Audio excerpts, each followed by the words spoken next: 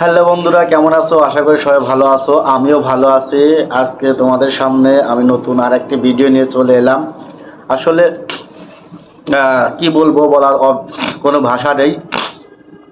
Megastar Shakib Khan মানেই আগুন, megastar Shakib Khan মানেই বিস্ফোরণ ঘটিয়ে দেবে। তো সেই রকম 2025 সালে রোজার ঈদে শাকিব খান অভিনীত নতুন যে সিনেমা বরবাদ আসছে, এবং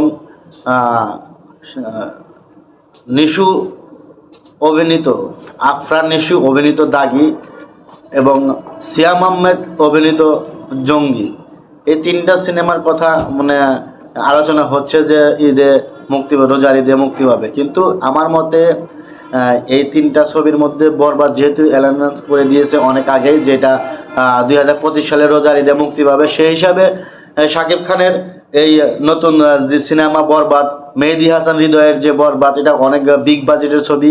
এই ছবির সামনে অন্য কোনো ছবি দাঁড়াতে পারবে কিনা এটা নিয়েও সন্দেহ আছে। কারণ শাকিব খান মানেই আগুন, শাকিব খান মানেই বিস্ফোরণ, শাকিব খান মানেই ঝড়, শাকিব খান মানেই তুফান। ঠিক শাকিব খানের ছবির সাথে অন্য কোনো ছবি পাল্লা দেওয়া এটা খুব কষ্টদায়ক, এবং অন্য সিনেমা আসলে ফল পাবে কিনা এটা নিয়েও শঙ্কায়। তো আমার মতে, আমার যেটা ধারণা, যে শাকিব খানের এই রোজার ঈদে অন্য কোনো সিনেমা মুক্তি না দেওয়াই শ্রেয়। কারণ তারাও চাচ্ছে যে ব্যবসা করতে, তারাও যাচ্ছে হলগুলা পেতে।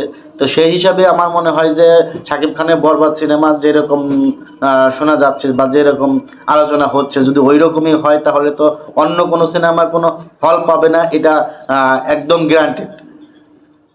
তো আমার মতে যে শাকিব খানের ছবির সাথে অন্য কোনো ছবি মুক্তি না দেওয়াই ভালো।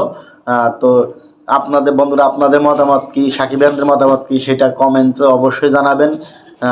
এই আশা ব্যক্ত করে আজকে আমি আমার ভিডিও এখানে শেষ করছি। সবাই ভালো থাকবেন, সুস্থ থাকবেন, এবং আমার চ্যানেলটিতে সাবস্ক্রাইব করবেন। আল্লাহ হাফেজ।